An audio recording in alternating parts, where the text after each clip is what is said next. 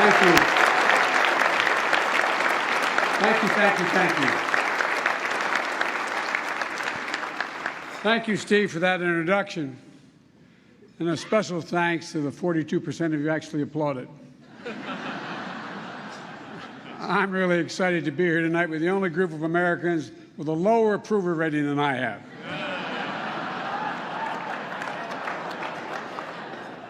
That's hard to say after what we just saw.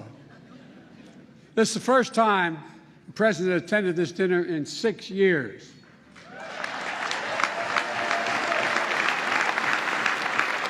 It's understandable.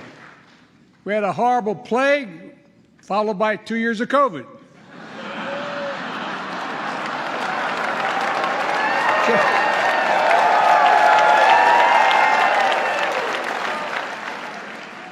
Just imagine if my predecessor came to this dinner this year. Now that would really have been a real coup if that occurred. A little tough, huh?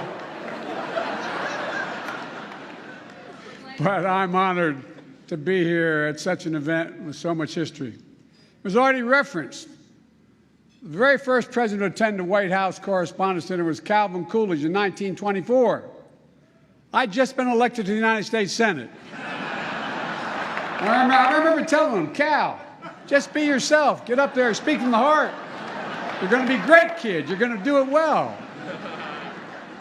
Of course, Jill is with me tonight. Jilly, how are you, kid?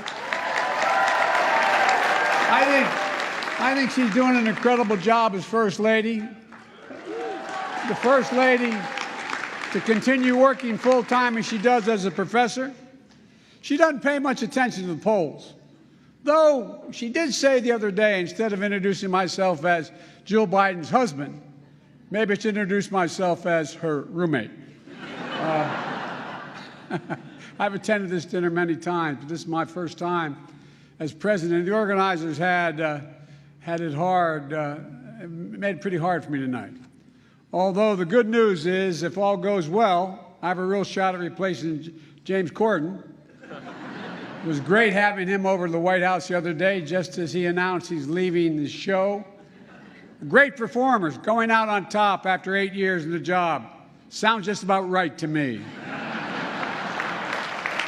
And it's tough to follow pros like James and Billy Eichner. Billy, where are you again? Where is he? Well, Billy, you're famous for your interviewing skills. Billy, you should know what you're doing, pal. You know it well. And I think you should hope Meet the Press. Maybe they start to watch it again. I've never had to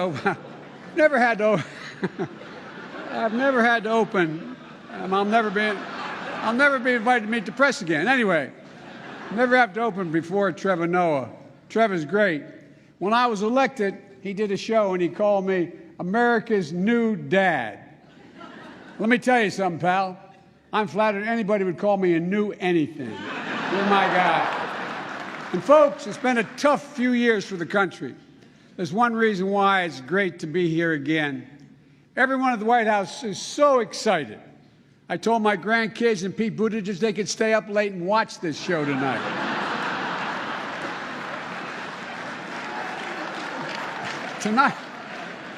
Tonight, we come here to answer a very important question in everybody's mind.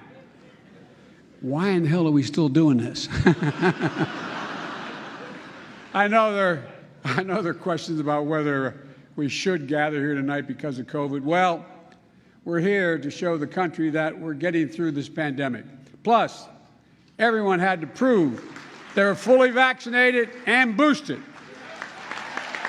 So if you're at home watching this and you're wondering how to do that, just contact your favorite Fox News reporter. They're all here, vaccinated and boosted, all of them.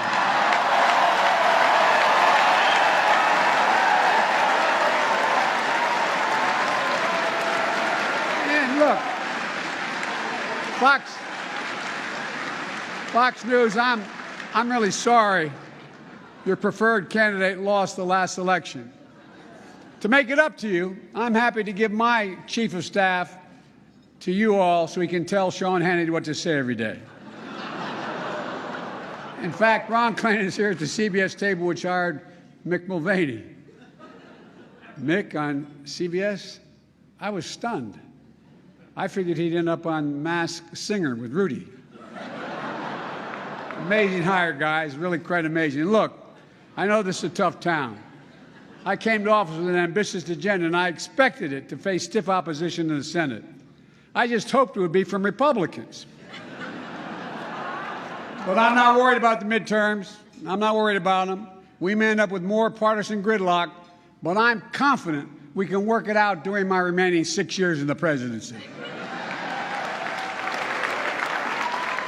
And folks, I'm not really here to roast the GOP. That's not my style. Besides, there's nothing I can say about the GOP that Kevin McCarthy hasn't already put on tape. You know,